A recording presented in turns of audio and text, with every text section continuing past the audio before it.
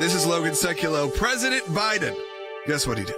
He joked about running over reporters simply for asking about Israel.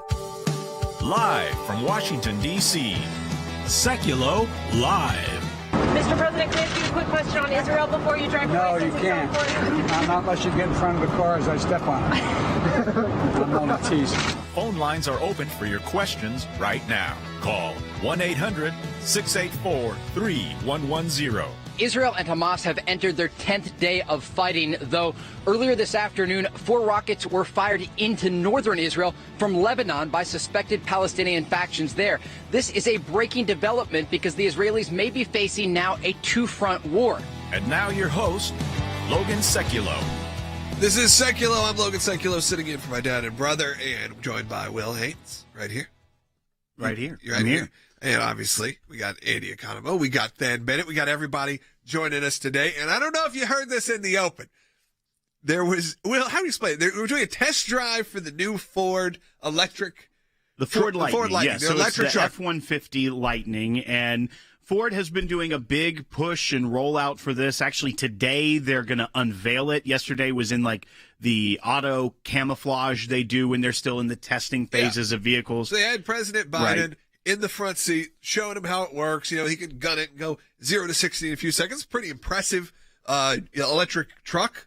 And we see a lot of these electric trucks coming. But as what happens when a president in general, we saw this a ton with President Trump, when there was press around, they always will throw in a question related to what's going on in the world. Yeah, they do their job. They're supposed to. They have not just access to there, the president, and maybe we can get a question in while he's here. We have his attention.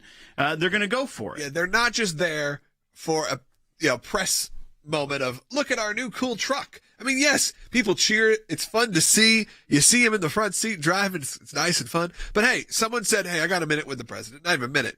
A second with the president.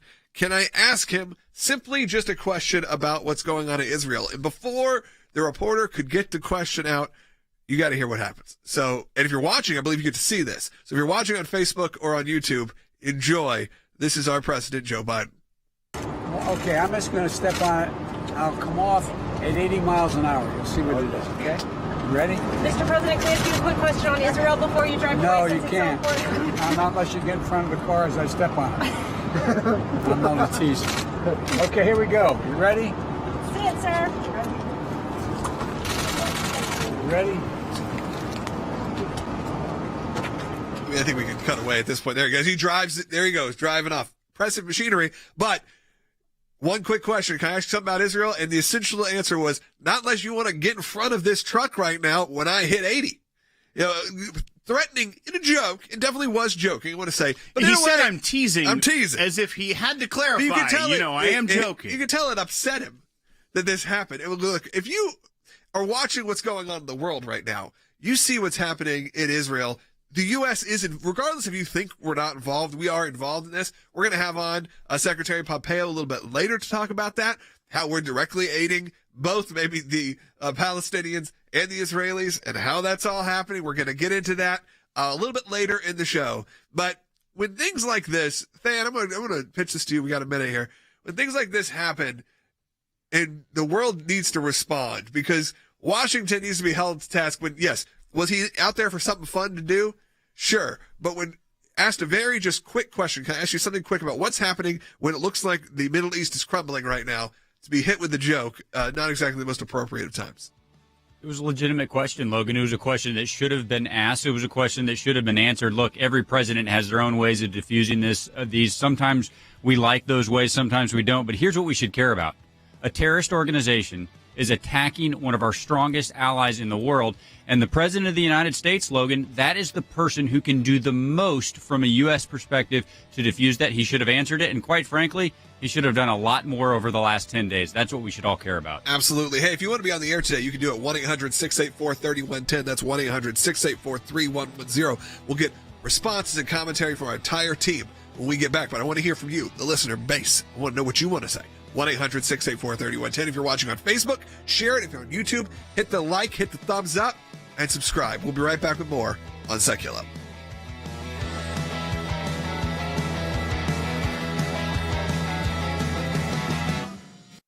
The operation is continuing at full throttle. There is still no ceasefire on the table. Those are the words of an Israeli defense source to the BBC as the conflict in Israel and Gaza continues. Israel says that one objective in its Gaza airstrikes has been to destroy an underground tunnel network used by Hamas. The tunnels are used to smuggle goods, including weapons. Israeli airstrikes hitting Gaza. Only one of a series of strikes that the IDF has carried out on alleged military targets. We've hit an Hamas naval unit and we continue to strike at underground infrastructure, the Hamas Metro. The so-called Metro is a network of tunnels, dozens of kilometers long, believed to be under the surface of Gaza, some beneath its cities, as well as smuggling tunnels connecting the Strip to neighboring Egypt. An animated video released by the Israel Defense Forces provides what it calls an inside look at an Hamas metro tunnel. Prime Minister Benjamin Netanyahu says Hamas's military infrastructure has been set back years. Hamas is still firing rockets toward Israel, but they've slowed down significantly.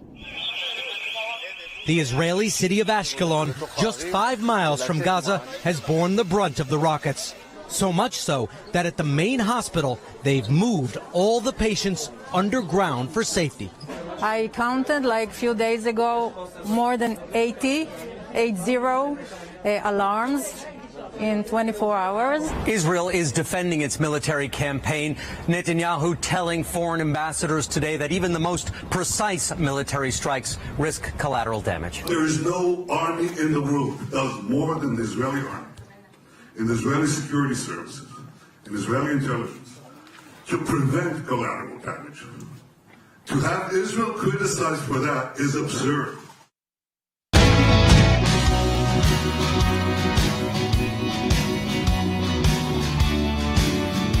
Welcome back to Sekulow. Again, this is Logan Sekulow. We're talking about the current situation going on in Israel and our president's lack of response and the administration's lack of response. It's definitely not a support of our ally, and I hate the way this always gets spun. This happens with Israel. It specifically happens, honestly, when it's under democratic regimes. If we're just going to be honest, in administrations, this is just what happens. As someone who spent a lot of time there, all of us have spent, the three of us have spent a lot of time there, months probably collectively that we have spent time, maybe years collectively, that we've been in that country. If you've never experienced it, I think it's really hard to commentate on it correctly, specifically if you're getting the spin that's coming out of Hamas. If you're taking the spin from Hamas, maybe first take a look at where your source is. Okay, then you look over to Israel, a country that is vibrant, lively, diverse, lots of different faiths. I mean, obviously it's predominantly Jewish, but a lot of different faiths, people of no faith. There is all of it's as Western as you can get in the Middle East. But still having its roots, obviously, in biblical history. And it's an amazing experience. If you ever get to go, I would highly encourage going. So when someone like us or see this, you see there's anger in us or we seem very upset, it's because we've seen it. We've lived in it. When you hear about these towns that are under attack from Hamas rockets, we played a clip in the break. A woman said that she counted 80 alerts, just herself, of alerts of sirens going off.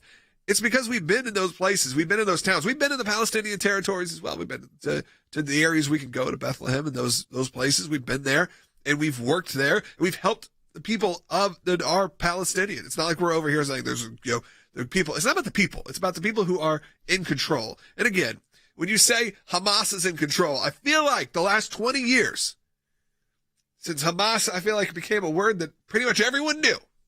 I feel like we are seeing a tragic rewriting of history, and it's deeply disturbing. I think it's really disturbing again for people who have been to Israel. When you see Benjamin Netanyahu out there making these big speeches, and you could see he can't believe the fact that these countries and these allies are turning on them when, again, who punched first in this specific instance? It's absurd. And again, it really does bother me. Well, and people need to remember that Hamas is a designated foreign terrorist organization by the United States State Department. Yeah. It's not like this is a new thing. This is since 1997. So this isn't some new group that came out of nowhere or a government that is launching rockets at the state of Israel.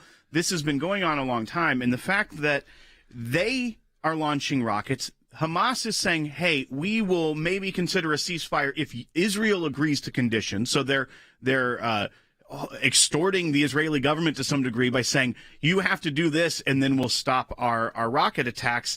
But then the president on a phone call this morning with Prime Minister Bibi Netanyahu said that he expected a significant de-escalation today on the path to a ceasefire. Now, it's one thing if he's like, we have put pressure on Hamas and we've turned off the aid to Hamas and we've stopped our talks with Iran to shut down the weaponry and the money they're funneling to Hamas. And so that's why we expect a de-escalation. But no, it's putting pressure on the Israelis, who are the targets of a foreign terrorist organization, who are just hitting, who are de-escalate, yes, to de-escalate the situation. They're hitting back hard, but I understand. I mean, I get it. And look, this administration, and Andy, we'll talk about this. This administration, they'll talk about it. Trust me, we'll get to this in the next segment.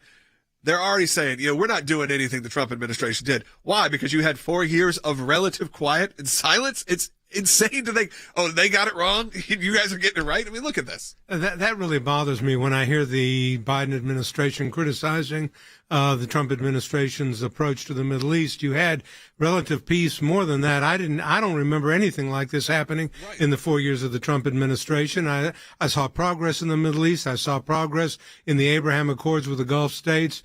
I saw a lessening of tensions because the United States took a very strong position with respect to our ally Israel and made it very clear to the Palestinians that we're not going to pay you to slay people in the Middle East, and took actions that I think were responsible and what is the leadership role that the United States needs and should take in the world.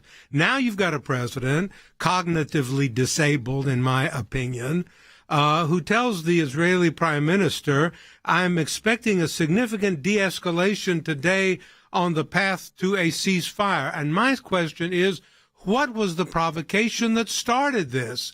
There was no viable, logical, reasonable, palatable provocation on the part of Israel that commenced and caused the Hamas people and its caucus in the United States Congress, Tlaib and her followers and so forth, Omar and so on, to take the position that Israel took was to defend itself. If that had happened to Washington or to New York, as Israeli Prime Minister Netanyahu said, we knew, quote, I'm quoting, damn well, close quote, that the United States would have retaliated. And the same thing is happening. Israel is defending itself and has the right to do that. I wouldn't de-escalate 1 minute.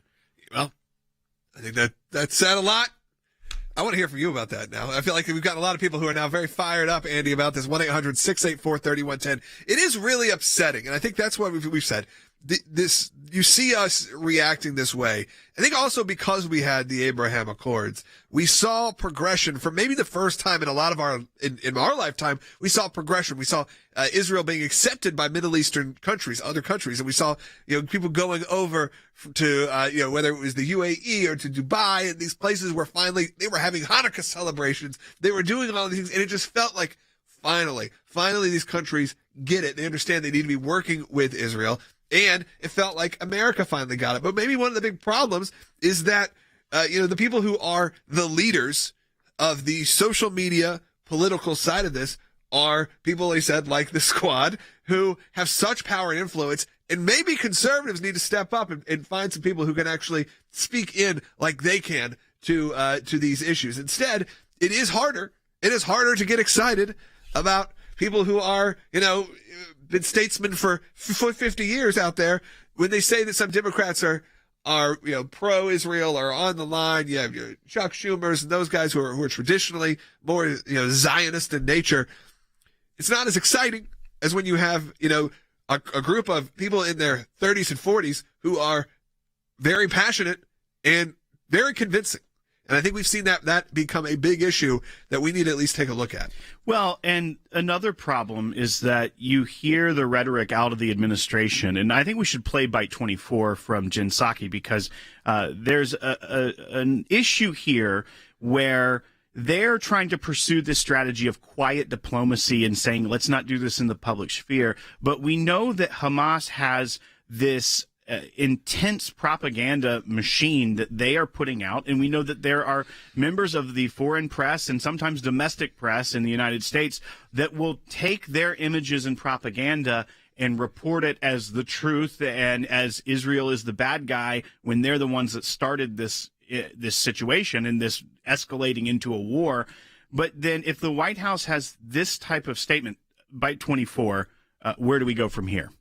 The best way to end an international conflict is typically not to debate it in public. Our focus and our strategy here is to work through quiet, intensive diplomacy. Seems like something she read in like a self-help book. Like, you know, the best or like Diplomacy 101, like the very first thing. The best way to end an international conflict, as if that arises every day, international conflict is to typically not to debate it in public. I completely disagree. I think the public square is exactly where big conflicts, international conflicts take place. Whether that is, I don't know, like the Revolutionary War, or whether that is, you know, the French Revolution. Revolutions happen by what? People discussing it in the streets. Let's talk about it behind the scenes, though, and try to figure it out. You want to see this cool truck? I mean, right. It feels like so many things have come up to be distractions from what's happening around the world. They've come up with things. Look, even I'm going to say this, as much as, look, I'm thrilled the mask mandates are gone. It did feel like very convenient timing to just say, hey, by the way, don't look over there. Take your mask off. You can take your mask off. Don't worry. We're good. Things are good. The world's not crumbling. Everything is fine. Take your mask off. By the way, there's no gas in the southeast. Oh, well. And, you know, there's terrorists running wild in Israel. It's fine. We're all fine. You see this F-150? It's cool. It goes real fast and it's electric. I mean, this is where you have to really take a hard look at what's going on. And then in D.C., spin is pretty much the name of the game.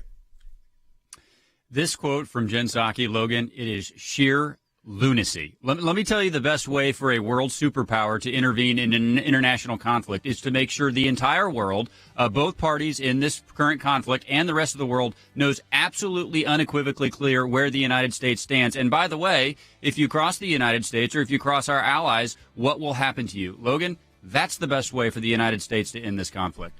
Yep, absolutely. Hey, phone lines are open right now, 1-800-684-3110. But in the next segment, so make sure you keep watching or keep listening, however it is you get to this show, Secretary Mike Pompeo is going to be joining us.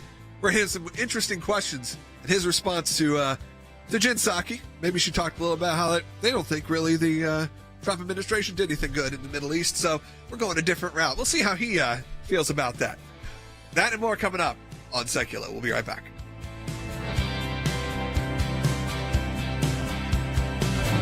Look at what happened today during his visit to Michigan, one of the rare trips out of the White House. I'm sure he's very tired. He took an electric truck for a test drive and then threatened to run over a reporter for asking too many questions. How dare you ask a question? I need permission to answer questions. Take a look. Okay, I'm just going to step on it.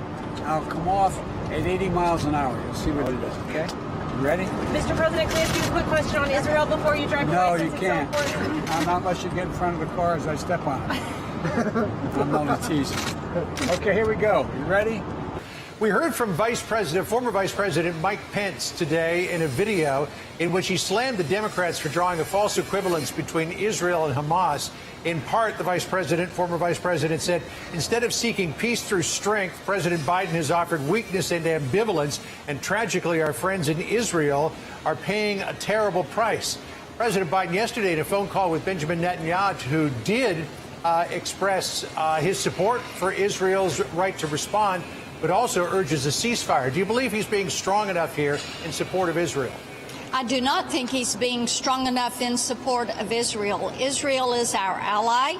They are longest and strongest. They are a beacon of democracy there in the Middle East, and President Biden should be more forceful. Pressure on the president's been building, including from progressives within his own party, urging President Biden to take a tougher stance against Israel's bombing campaign.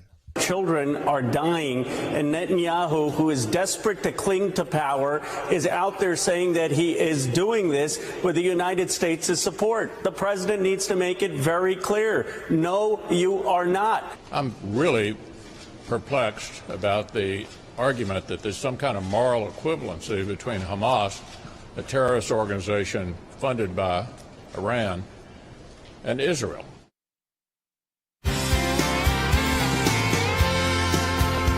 Welcome back to Sekulow. This is Logan Sekulow sitting in for my dad. We're joined by Senior Counsel for Global Affairs, the former U.S. Secretary of State, Mike Pompeo. Thanks for joining us today. And before we get to you, I want to play a clip real quick. There's just a setup here. This is from Jen Psaki from Press Gaggle yesterday, day before yesterday. Let's take a listen. This is aboard Air Force One, so just know the sound is a little rough. And this is about their current Biden strategy in the Middle East. Let's take a listen. Again, I would say that we are not following the same tactics of the prior administration. The president has reinstated humanitarian assistance and security assistance to the Palestinians. That's something that was stopped back in 2018, and we felt was not a constructive action by the prior administration. Aside from putting forward a peace proposal that was dead on arrival, we don't think they did anything constructive, really, to bring an end to the long-standing conflict in the Middle East. Okay, we'll stop it there. Secretary Pompeo, just give me your response to that. Nothing constructive, maybe coming out of the previous administration in the Middle East. Yeah, well, I agreed with her. They're not using the same tactics, and they're certainly not using the same strategy. It doesn't actually appear that they have a strategy. This is silliness that she speaks of there. The Abraham Accords flowed from three central ideas. One was, first, we provided unequivocal support to the Israelis. It stopped exactly the kind of rocket attacks that you're seeing today, thousands of rockets landing in Israel. Second, we made clear that the destabilizing force in the Middle East was the Iranian regime. It's that same Iranian regime. The two things are happening right now. One, the Americans are sitting with them in Vienna trying to negotiate a deal to give them billions of dollars more. And second, the Iranians are taking the money that they have and funneling them to Hamas and using it to fire rockets into Israel. I mean, this is crazy stuff. The third thing we did was convince Arab states that the Palestinian cause was important, it mattered, but peace and stability in the region were even more important, and we delivered on that. There was much good that came. This happened on their watch. They're going to own it. She talked about restoring funding to the Palestinians. Any idea where that money's going? Well, and I actually had a follow-up to that question. I know you want to talk about that. She admits it's not just humanitarian assistance, but also security assistance for the Palestinians. And we know where that goes. We know it goes to pay to slay. We know it goes to further this violence against Israel. I mean, is the Biden administration now complicit in what's going on currently? You know, one thing you learn very quickly in the national security world is that money is fungible. Wherever you think you may be sending it, it may well be going someplace else. You can be sure that U.S. taxpayer dollars are being used for corrupt purposes. That's why we stopped it, was this very reason. The fact that they are not holding the Hamas terrorists, the corrupt Palestinian leadership in the West Bank accountable. And then now I heard today President Biden saying that he's expecting a decrease in violence. Well, I know how to get a decrease in violence really quickly. Have the Iranians stop underwriting Palestinian terror. The Israelis have every right to defend themselves. I hope they take out every bit of Hamas's infrastructure and make sure that something like this can't happen again. And I hope that Americans across the broad political spectrum will make clear that is U.S. policy. It is not enough. It is not enough for Democrats to say they are pro-Israel. They need to call out congressmen like Ro Khanna and AOC and Rashid Tlaib, who are acting in a way that is deeply anti-Semitic. They need to be clear about this. They need to be articulate about it, and they need to defend Israel's right to defend not only the Jews in their country, but they're defending with the Iron Dome Christians and Arabs and Muslims. People of every faith inside that country are being protected, and it's the Palestinians that are trying to kill those very same people. We talked about this a little bit earlier, and I think for those of us who've spent time there, who've spent time in the Middle East, who've spent time in Israel, watching the Abraham Accords, unfold was a deeply emotional experience for a lot of us to see this progression happening for a country that we love and for a people that we love. And again, you said multi-faith in Israel. It's an amazing place to visit and to be. So to see that progression, like I said, I'd sit there with tears in my eyes watching, the movement and the progression, whether it was signing deals with all these different countries and the travel and everything, because this is what we wanted. Because there's always that thought process of, you got to make sure when you went into Israel, you had to be careful with if they stamped your passport, where were you going to go next? Because some countries wouldn't even allow you into the next place.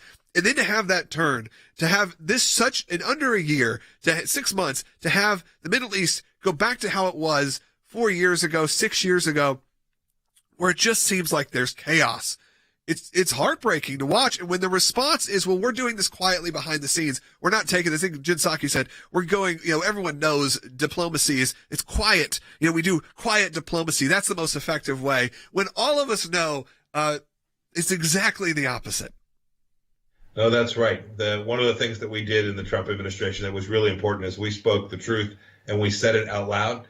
We didn't make claims that we weren't prepared to defend. When we drew a line, we meant it. And we drew perhaps fewer lines in some cases, but we were going to lock into it and we were going to deliver really good outcomes. When we said Qasem Soleimani is threatening Americans, we took him off the map.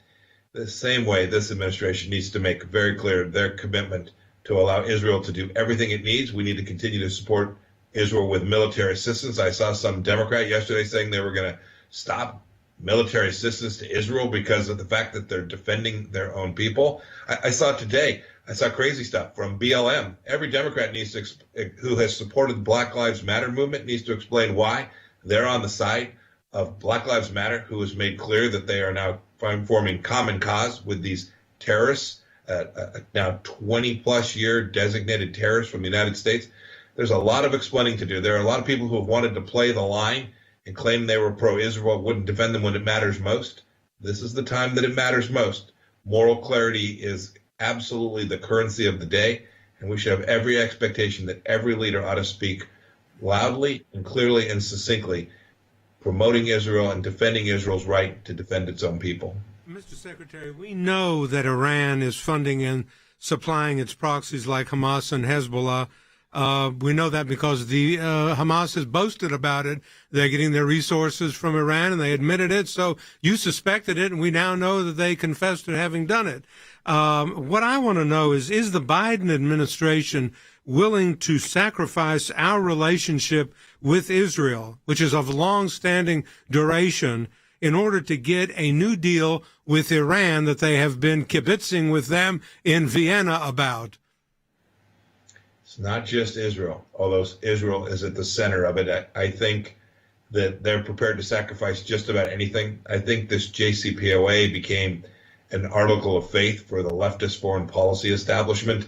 They think there's nothing that is too much to sacrifice to get some crazy nuclear deal that guarantees a pathway for Iran to have a nuclear weapon. They are deeply wedded to this. I don't see any indication that they're prepared to walk away from the table. While they are sitting there discussing handing billions of dollars to the Iranians through this deal, the Iranians are funneling hundreds of millions of dollars to terrorists. I mean, that is a head scratcher of unimaginable proportions. I don't see any indication they're prepared to walk away. I think they're prepared to sacrifice an awful lot to get that. And sadly, the Europeans, the Chinese, and the Russians are all on the same side on this JCPOA craziness. Well, Secretary Pompeo, I really appreciate you coming on, talking to us about this specific topic. And I want to say this to you and to the people who are listening and watching, because, again, you've seen passions run pretty hot during this last hour, because we do really care about what's happening in Israel. We really do care. We've been a part of it for so long. And when we had 4 years of incredible movement, it is so heartbreaking to see such a backstep happen. And all I can do is say this, is we have people like Secretary Pompeo and a great team, but also pray for our leaders that their hearts will be changed, because we've seen it honestly happen. We've seen a lot of policies, them having to go, okay, well, maybe we go back to how the Trump administration was running things. Maybe things were going okay. Hopefully that's what happens in the Middle East. I doubt it, but let's pray for it and let's hope that we see progression happen. Hey, we got another half hour coming up on Sekulow. Join us. If you don't get us on your local radio station, we're live right now on YouTube and on Facebook. Just search ACLJ or Sekulow, and we're there. Be right back.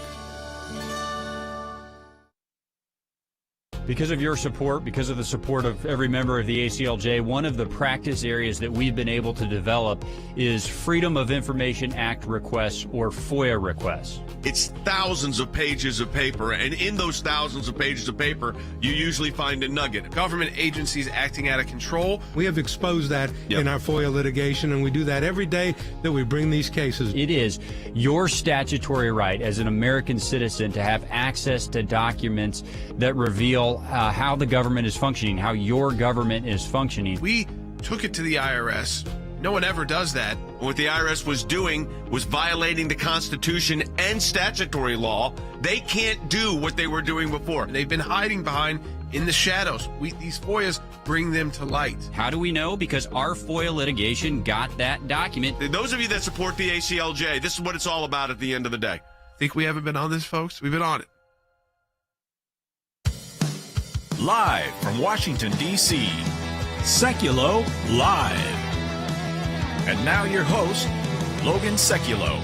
Hey, this is Logan Sekulow, joined by a great panel today. You got Will Haynes, you have Andy Economou, Than Bennett in D.C. We just got done with Secretary Mike Pompeo. If you didn't catch that, you're going to want to watch it. It was a really great segment. We'll have it later on. As soon as the show is over, it gets archived. It's on YouTube. It's on ACLJ.org.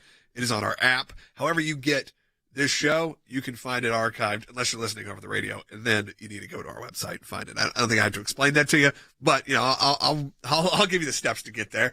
Now let's keep talking about what's going on in the Middle East, and specifically, Will, how the United States is responding, and specifically maybe the Democratic leadership is responding. When I say leadership, I also mean the loudest voices in the room. So yesterday we talked about on the show that there was an approved arms sale to Israel of $735 million.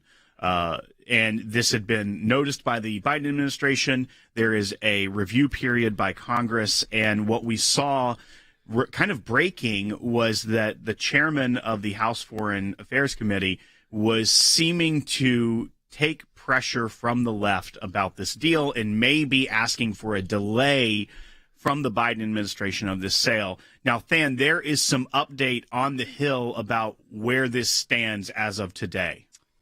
Yeah, it really speaks directly to what Secretary Pompeo was talking about the internal struggle inside the Democrat Party. Will, we talked about this on several different shows. The chairman of the House Foreign Affairs Committee was trying to freeze that sale of arms, precision missiles to Israel. I really think due to pressure from the squad and others inside the Democrat Party. As of today, Will, a little bit of good news. The pushback that he got on that, he has walked that back. He's no longer sending that letter to President Biden. So that sale, as of now, is going forward. However, just illustrating what we've been talking about, AOC, Alexandria Ocasio-Cortez, is actually introducing a resolution of disapproval into the House today. So she is going to try to go around leadership and then get this considered on the floor of the House. It's very likely not going to get scheduled, Will, but just the fact that it's not scheduled doesn't mean that people shouldn't take notice. I really think the Democrat Party has a very big schism here. It's not what we're used to over the last 10 years, where there's broad bipartisan support, and we need the moderate voices inside the Democrat Party to stand up today and to look at this resolution that's being put forward and say, no, we reject that, and we stand by our ally Israel. But it's interesting, Will, that divide, I mean, it's happening in real time inside the House of Representatives as we speak. Isn't it a concern that the chairman, who, when he was elected to that position within the House Foreign Affairs Committee, was kind of touted as someone that was pro-Israel? And we even brought up on the broadcast that he had put out that strong definitive statement about Hamas conducting terror attacks against Israel. But we saw him potentially flip and say he was going to send the letter. But now, again, it seems that he's flipped back to the correct position, the one that we would hope he'd be at, but that someone that's the chairman is easily swayed over a 36-hour time period like that. It's become a very hot button topic, more so than ever in my lifetime. I think Israel has always been one of those situations, one of those issues where there was some party division, but never to this extreme, to where it felt like the mainstream leaders were having such a problem with explaining their support of Israel. You always had your Jimmy Carters of the world who were saying, this is apartheid, this stuff, and trying to claim all of these things against Israel. Or you had your few senators and congressmen who were like, well, that person is clearly anti-Semitic. Those are things that were always happening. But now to see the mainstream cultural shift, you do have to believe that there's a bigger story being told here, but it doesn't mean we don't fight back. That doesn't mean we don't have a office in Israel ready to go. We have people on the ground ready to engage when necessary. We have offices and legal teams and media teams around the world for reasons like this and for moments like this. The reason we have people like Mike Pompeo, the reason we have people like Rick Grinnell, the reason we have my dad and my brother, this entire ACLJ family that comes together when these moments happen to make sure your voice is being heard. Because it doesn't matter what the squad says or what's happening in Washington. We know that there are thousands and millions of you worldwide, and we have to represent. We'll be right back with more on Sekulow.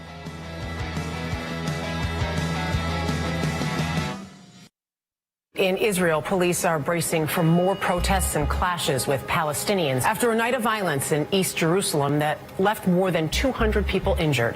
And it comes after weeks of unrest. Israel's Prime Minister Benjamin Netanyahu says his country will not allow extremists to destabilize Jerusalem. The clash is centered around the Al-Aqsa Mosque, which sits in part of a complex which is one of Islam's most revered locations, and which also houses the Dome of the Rock, where it is commonly held that the Prophet Muhammad ascended to heaven. It is also the holiest site in Judaism, known as the Temple Mount. Jerusalem is under attack by Hamas. Rockets coming out of Hamas. These rocket attacks are not just simply on Jewish sites. These include sites that could be hit, including the tomb of the Holy Sepulchre, Golgotha, Calvary. The rockets fell only 4.5 miles west of our ACLJ office in Jerusalem. Israel has a very strong policy of always responding. You'll never get a situation where Israel will not respond to these attacks. They want to eradicate Israel off the face of the earth, and so they fire rockets right into this city and other cities. 1 million people are now under rocket fire. Civilized countries have to defend themselves against these terrorist criminals, and that's what Israel is doing. That's what any country would do. It was the Biden administration that resumed aid to the Palestinian Authority. We've had virtual peace in the Middle East, whether it was the Abraham Accords, whether it was ISIS, whether it was all these situations. Sure, there were always moments, but there were not rockets being fired. You know why? Because they're not scared anymore that actually things could go wrong for Hamas. The White House, by their stance and by calling on Israel to not even defend their own nation's capital, the White House is encouraging the violence. We have filed litigation on U.S. funding of the Palestinian Authority. Because you see what's going on? Believe me, we're paying for it. How about that one? Think about that for a moment. We're paying for it.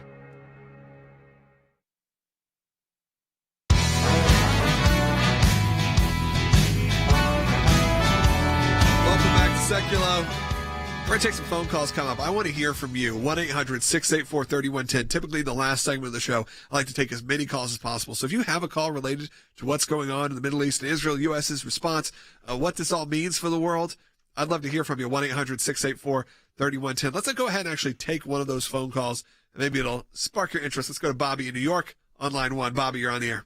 Right, Niagara Falls on the American side. You guys are the greatest, by the way. What I want to know is if the U.S. does not support Israel at all, or limited support, could Israel be finished as a nation? Can you let me hear your answer? Because I'm not near a radio right now. Yeah, Bobby, we'll keep you on hold. So big question, what happens when, let's just take it from maybe a little bit broader and say, what happens when the United States refuses to support Israel? And look, I don't think that's outside of the realm of existence right now. Israel does have a very strong military on their own. That's why there are people who are saying, well, look, it doesn't matter who hit first, who has the stronger military. Israel has a stronger military. They're going in there and taking out, all this infrastructure and the ways, the tunnel systems and all of those things. And somehow that got flipped where they were the bad guys for going in that sense, because they have stronger military. But Andy, you've been there.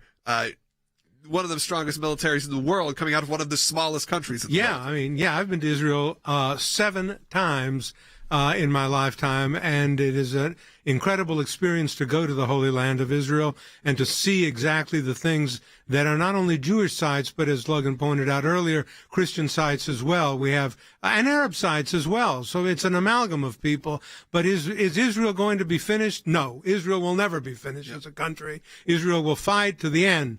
And because there is an Israeli Defense Force, IDF, that's what it's called, a defense force. It's not an offensive army. It is to defend Israel. And as Prime Minister Netanyahu said, if the Arabs put down their arms, there will be peace. If we put down our arms, Israel will cease to exist as a country. The Israeli nation is not prepared to put down its arms and to allow itself to be wiped off the map. And no matter what the Arabs say and what its neighbors say, that is not going to happen. And that is, by the way, the end goal of these these countries. I think that's where we have it backwards, and we're not seeing the clear picture here, which is not like they're quietly saying, yeah, we want Israel to be wiped off the map. It's like in their press releases. You know, this is a real problem and a real threat, and we treat it as if you can judge it through American eyes, and you really can't. And Hamas, like you said, their goal is the destruction of Israel. They don't recognize Israel's right to exist. So this isn't equal footing. There are Palestinians that have voting rights and are citizens of Israel that they couldn't imagine any sort of Israeli citizen going into Gaza, which is controlled by Hamas, and having the same rights, having equal rights, being allowed to vote in an election for Hamas. This is absurd to try to sit here and say that the international media, the way they'll elevate like the plight of the people of Gaza, the plight of the people of Gaza is that they're controlled by the terrorist organization that wants the destruction of Israel. And that's why even the film Unshaken, that's up at ACLJfilms.com, is a film that we were participating in producing, one of the first ACLJ films that showed us helping get a family out of Gaza because the husband of the family ran the only Christian bookstore and he was murdered in the streets for his faith. And they wanted to then take the children and put them under the leadership of the imams and the local leadership in Gaza, and we helped get them out to take them out of that situation. Absolutely. And look, I see some comments coming in. People are like, well, how do you feel this way when we have such a distinguished back? Can we play the bite? Can we play how we set up this show originally that we only played once, but I think we need to hear it again. When asked about Israel, while driving a Ford F-150 Lightning, the brand new electric Ford that was unveiled today, and, you know, as reporters do, look, I remember the president being overseas, President Trump, being asked about the most domestic questions when he's overseas. You got to always be prepared when you're the president. But here's what your distinguished gentleman, President Biden, had to say when simply asked, can I ask you about what's happening in the Middle East? Okay, I'm just going to step on it. I'll come off at 80 miles an hour. You'll see what it is, okay? You ready? Mr. President, can I ask you a quick question on Israel before you drive away? No, you can't. Not unless you get in front of the car as I step on it. I'm only teasing. Oh, I'm teasing. Makes a joke about running over the reporter who simply asked, can I quickly ask you a question about Israel? The biggest story in the world right now. Right. And it's a world in chaos, and we have a president, making a little light, making a little joke, and moving on. And, of course, immediately then, by the way, does step on it and physically runs away from the question.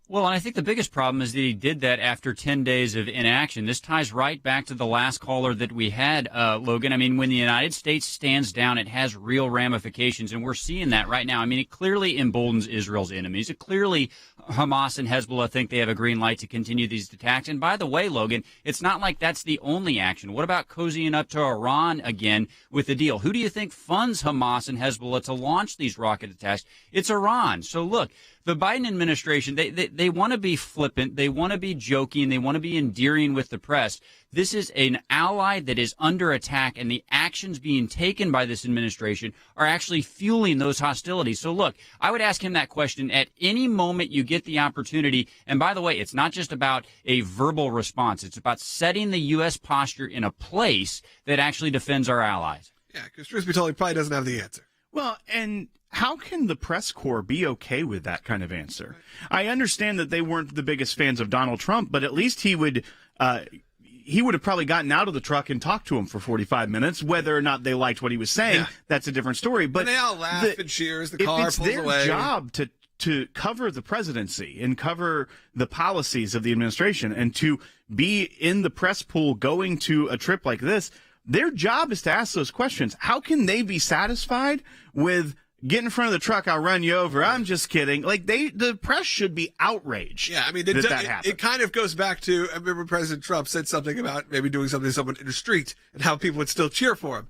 That's dissimilar. It's like, I'm going to run you over if you ask me this question. What's the difference? Nothing. This is where it's absurd to get people all cheer. Look, I'm pro electric vehicle. I got no problem with electric vehicle, especially after what just happened for a lot of us in the Southeast, a gas shortage because everyone panicked. You know why they panicked? They didn't necessarily panic because they don't trust that we're not going to get gas again. They panicked because they've seen the last year how ineffective an administration can end up doing in just such a quick amount of time, and how quick we can have problems in this country. And things immediately can switch, and things can change. Your life can change and alter, and people panic, not unjustly, I have to say right now. It's not an unjust panic to go fill up your gas tank when this was happening, because we've been through a heck of a lot in the last year. So I understood everyone who did that. People were saying, don't go do it. I understand that you have to look out, though, for your family. And that's what people felt. And look, so electric cars, great. I have no problem with it. I think these are modern wonders. We should be exploring it. I'm glad that everybody is releasing them. That's cool. I got no problem with it. But to take such a bigger, I'd say right now, this moment. Like, imagine if this was about COVID, about anything else. It wasn't Israel. And he just said, get in front of it. Like, where thousands of people are also dying. You go get in front of the car. I'll run you over even if you ask me a question. We wouldn't take it. You only take it because it's Israel. You only take it because Israel, somehow, anti-Semitism and anti-Israeli bias is something that we've completely tolerated in America. And it's disgusting. It's disturbing. It's got to stop. But when you have administrations and presidents like this, it's not going to happen. And that's why you have to have organizations like the ACLJ who are going to speak the truth to you. And look, I know that there's a lot of people who have commented, a lot of people talking about the biblical side of this. And I think that is something that we should always be aware of, especially when it comes to the Middle East. When you go to Jerusalem, Andy, when you go there and you walk around, it's not like you don't feel the biblical significance of where you are in the moment that you are in. And there's still this chaos breaking out because of people's faiths. And it's not just a current modern issue. When you walk into the old city of Jerusalem, you basically walk into the time of Christ. You're back in antiquity, in late antiquity. You feel it. It emanates. It oozes from the walls, from the churches, from the religious sites, from the pilgrims who have come there to worship of any denomination, whether they be Christians or whether they've gone there to see the mosque or whether they've gone to see the Western Wall and to pray there. That is what is really the heart and the core of Israel. And this is what is being challenged by Hamas. The eradication of that sovereignty, God. And that is what's being challenged and what is being harmed by what is happening from the rocket launches in Israel. And Israel has a right to defend itself because, as I've said before, it's not only defending the Jewish population, but the Arab and Christian population as well. Absolutely. Give us a call right now. You heard it from Andy. 1-800-684-3110. As we head into the next segment, again, I'll slow that down for you. 1-800-684-3110. We can't rest on this situation. You may say, Logan, we talked about this so much. I know, and we're going to continue to talk about it. We're going to move on to other topics tomorrow. We're going to have other shows. But we're going to always go back to what's happening in the Middle East as long as there's conflict like there is right now. And again, you're talking about the biblical significance. I believe there's a grander story being told. We've seen people comment there's a blood moon this weekend. In general, I look at these things, but there's a bigger story happening here.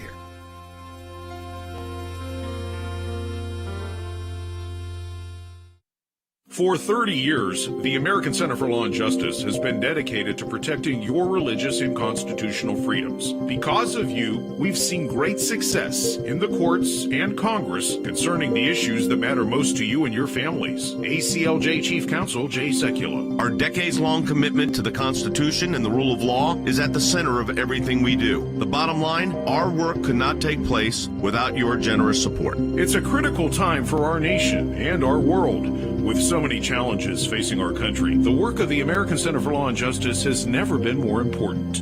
There's no better way to support the ACLJ than through online giving. We truly appreciate your financial support. Without it, it would be impossible to do our work here and around the globe.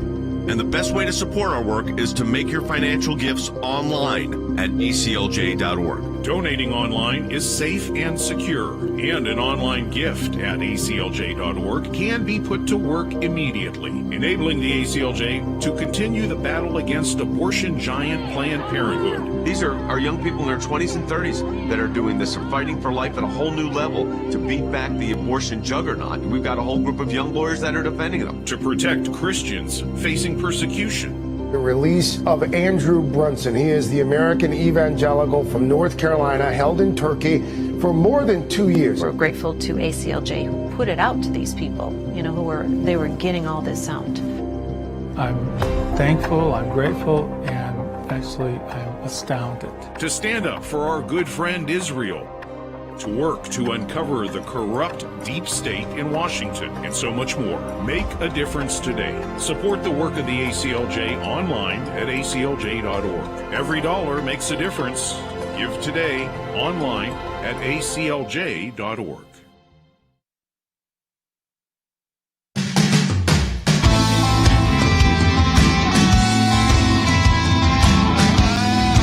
Welcome back to Sekulow, our final segment of the day. We have a lot of calls, and we're going to take as many of them as we can. So if you're listening right now and you're on hold, stay on hold, and we're going to do our best to get through them.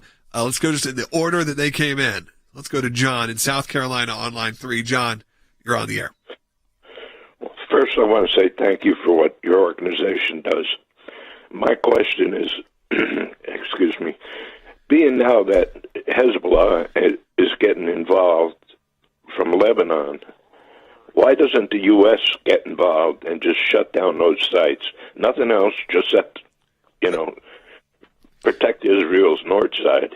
Well, that's a very good question, John. And here's what the U.S. did. The president called Prime Minister Netanyahu this morning, and he said he expects a significant de-escalation today on the path to a ceasefire. So he's putting pressure on the Israeli prime minister. Meanwhile, as you bring up, the northern front of this battle is opening up against Hezbollah in Lebanon.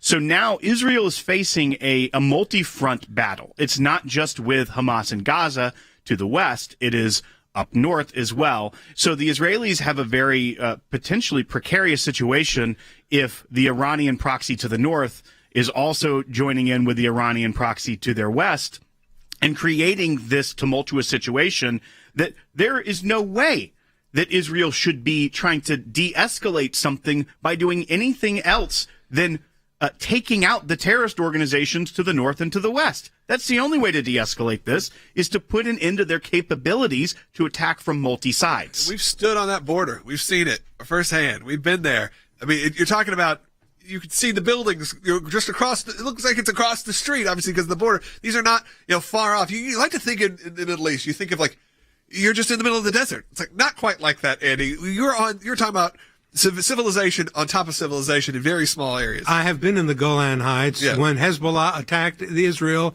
and sites in Israel, and the guide spirited us away to a safe location so that we wouldn't be bombed by what Hezbollah was doing. And the Hezbollah flag was flying over Lebanon. I could actually see it across the border. It's that close. And so Hezbollah is a threat now to the northern tier of Israel, just as to the southwest you have Gaza. And Israel and the president is asking Netanyahu, the prime minister, to stand down? I don't think so. Yeah, Golan Heights, known for, honestly, beyond that, very good burgers. Good burgers. And good wine. Good cheese. And good cheese. It's a great place. All right, let's keep moving on. Let's see, look, we've been there. We have proof. Golan Burgers, pretty good. Check it out. Let's go to Kathy on line 4 in Oregon. You're on the air. Hi, thanks for taking my call. I get a little confused when I hear people say, his press secretary, that he's that Biden has stopped short of calling or demanding a ceasefire. Right. I want to know, why would Israel have to listen to Joe Biden anyway? Well, that's a good question. I think this one maybe I'm going to kick over to Than, because look, we live in the United States of America, global superpower here, and your biggest ally, Israel's biggest ally, United States of America, global superpower. So when there does carry some weight, Than, when it comes to the United States and why we are so deeply involved in what's going on in the Middle East. It absolutely carries a lot of weight. I would say that Kathy is correct on this point, that Israel doesn't have to take President Biden's word for it. And in fact, they aren't. Prime Minister Netanyahu has already said, look, we're going to do what we have to do to defend our borders, whether or not the United States stands with us. Now, we as Americans, though, Logan, still have to make a determination whether or not our alliance means anything. And look, I would make 2 quick points on this. Israel doesn't need the United States to have the military capacity to take out the sites that we're talking about. They're perfectly capable of doing that on their own. But here's what we're doing. We're propping up their enemies. So we're speaking out of both sides of our mouth if we're going to fund Iran, who's going to fund these proxies like Hamas and Hezbollah, and then we're going to say to Israel, yeah, go ahead and defend yourself and take out these sites. We can't be speaking out of both sides of our mouth. We have to only defend our allies. And here's a direct response from Benjamin Netanyahu. Byte 30, go ahead. There are only two ways that you can deal with them. You can either conquer them, and that's always an open possibility, or you can deter them. And we are engaged right now in forceful deterrence, but I have to say we don't rule out anything. We hope we can restore quiet. We hope we can restore it quickly. I want to say that we're doing that while doing our utmost to avoid civilian casualties. All right, that's a direct response from Benjamin Netanyahu. Again, I said I was going to get through as many calls as possible. We are running short on time. But Richard, you're up in California, line 1, quickly. I just want to say God bless ACLJ and God bless Israel. This is very upsetting. Well, my head's exploding. My heart's exploding. I understand.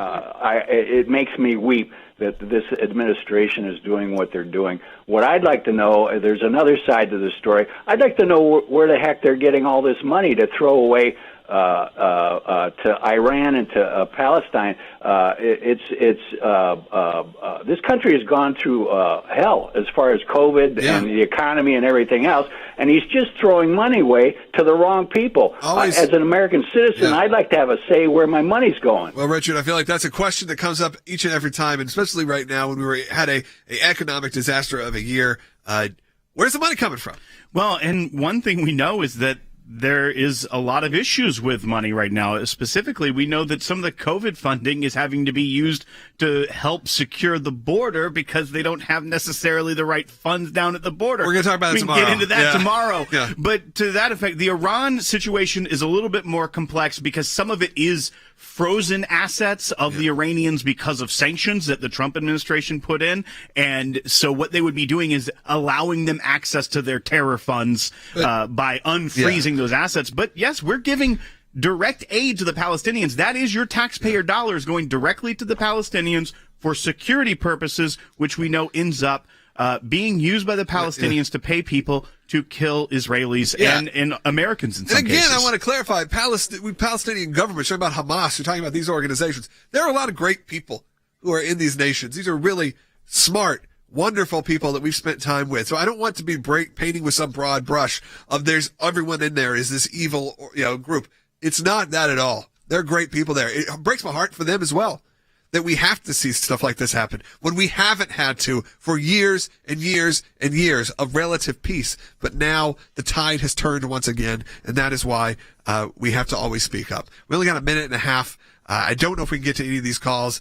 I think we are out of time. So to Thaddeus and to Judy, I am so sorry. If we could send him the Jerusalem book, that would be nice. We'll get this book. My dad has a book. It was number one. He was a number one New York Times bestselling author. My dad, he has a book, Jerusalem, a biblical and historical case for the Jewish capital.